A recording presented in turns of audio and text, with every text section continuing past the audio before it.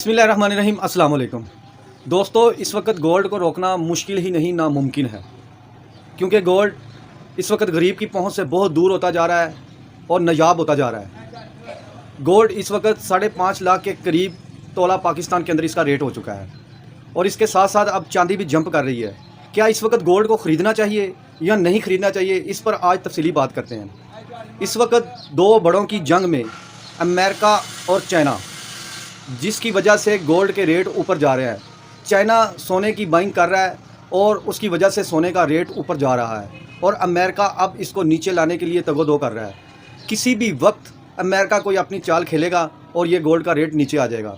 चांदी, आपने देखा कि चांदी इस वक्त 14-15 हज़ार रुपये तोले के ऊपर पहुंच चुकी है, बल्कि 16-17 हज़ार रुपये पहुंच चुकी है। चांदी जब भी ऊपर गई है, इसने इतनी तेज़ी के साथ नीचे आई है कि जो लोग ख़रीद कर बैठे होते हैं वो एकदम डिफ़ॉल्ट हो जाते हैं। चांदी भी इस वक्त ख़तरनाक स्टेज पे है और सोना भी इस वक्त ख़तरनाक स्टेज पे है। किसी भी वक्त सोना भी नीचे आ सकता है और चांदी भी नीचे आ सकती है। दोस्तों, जो लोग अपना पैसा इन्वेस्ट कर रहे हैं उनसे गुजारिश है वो ज़रा सोच समझ कर अपना पैसा इन्वेस्ट करें।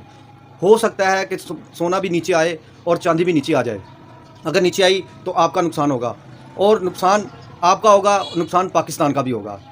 इसलिए एहतियात कीजिए, सोच समझ कर फ़ैसला कीजिए। गरीब अब अपनी बच्चियों को सोना ख़रीद कर नहीं दे सकता।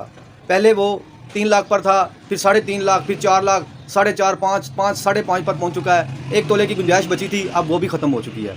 अब चांदी की तरफ लोगों का रुझान होगा, लोग चांदी खरीदेंगे, लेकिन चांदी के रेट भी नीचे आने के चांस हैं। किसी भी वक्त ये मामला हो सकता है, लिहाजा एहतियात कीजिए।